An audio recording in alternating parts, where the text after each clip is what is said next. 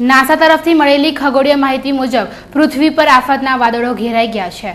NASA તરફથી મળેલી માહિતી અંગે જાણીતા ખગોળીય શાસ્ત્રી દિવ્યદર્શન પુરોહિતે તીસરી આંખ સમક્ષ માહિતી આપી હતી। દિવ્યદર્શન પુરોહિતના જણાવ્યા મુજબ સૂર્યમાંથી છૂટી પડેલ ઘાતક જ્વાળાઓ પૃથ્વી તરફ ધસી રહી છે, જેને કારણે પૃથ્વી પર વ્યાપક નુકસાનની સંભાવનાઓ છે। ક્લાઇમેટ ચેન્જ સાથે અનેક સર્વિસને અસર થશે તેમજ મહામારી ફેલાય તેવી પણ આશંકા વ્યક્ત કરવામાં આવી હતી। વર્ષે સૂર્યમાં જે ચેન્જ આવે છે એવું ચેન્જ ડબલ પીકના રૂપમાં આવી રહ્યો છે। ગઈ 1 જાન્યુઆરી 2012થી જે શરૂ થયું હતું એણે ગઈ ફેબ્રુઆરીમાં બી એક્સપ્રેસ આપી અને આ વખતે દશેરા જ્યારે આપણે બધા નવરાત્રિ મનાવતા હતા પરમ દિવસે 13મી તારીખે વહેલી સવારે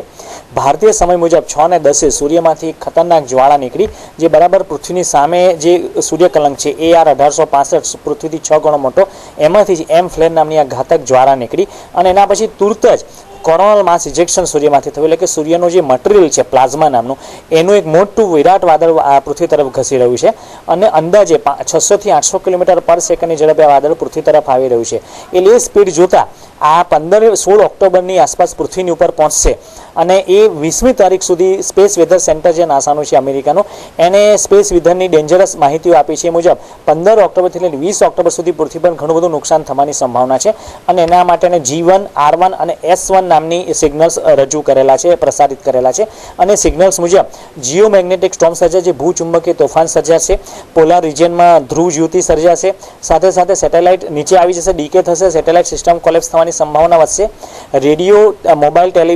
ટેલિવિઝન કોમ્યુનિકેશન ઠપ થઈ જવાની સંભાવના છે, હાઈ ફ્રીક્વન્સી લો ફ્રીક્વન્સી બંને પ્રકારના મેજર રેડિયો બ્લેકઆઉટ સર્જાઈ શકે છે। સાથે સાથે કાં તો પાવર ગ્રીડ ફેલ્યોર થઈ જાય અથવા પાવર ગ્રીડમાં વોલ્ટેજમાં ફ્લક્ચ્યુએશન આવી જાય એ પણ સંભાવના બતાવી રહી છે। ભૂચુંબકીય તોફાન પણ થવાની સંભાવના છે અને એના સિવાય મારું પર્સનલી માનવું છે કે આ ક્લાઇમેટ ચેન્જ પણ આની સાથે સંકળાયેલું છે। ચોક્કસપણે ઋતુચક્ર જે પરિવર્તન થઈ રહ્યું છે વધારે ખતરનાક રીતે ઝડપથી પરિવર્તન થશે। મારું એવું પ્રત્યક્ષ માનવું છે કે માનવીના ન્યુટ્રોન્સ હાર્મોન્સમાં ચેન્જ આવશે, જાતની મહામારીઓ ફેલાઈ શકે છે, માનવીના મસ્તક પરથી માનવીનો કાબુ જતો રહી છે એવું પણ બની શકે છે। ધરતીમાં ઉતરી જાય તો ધરતી કંપની સંભાવના, સુનામીની સંભાવના, પૂરની સંભાવના, એવી કુદરતી આપત્તિઓની સંભાવના પણ વધી શકતી હોય છે કારણ કે આપણે બધા સૂર્ય સાથે ડાયરેક્ટલી કનેક્ટેડ છે। તો આશા રાખે કે ગાયત્રી દેવતા સૂર્યનારાયણ આવતા વર્ષોમાં આ જે ઘાતક આવ્યું છે એવું ફરીવાર આવે નહીં અને પ્રશાંત અવસ્થામાં પૃથ્વીનું કલ્યાણ કરે।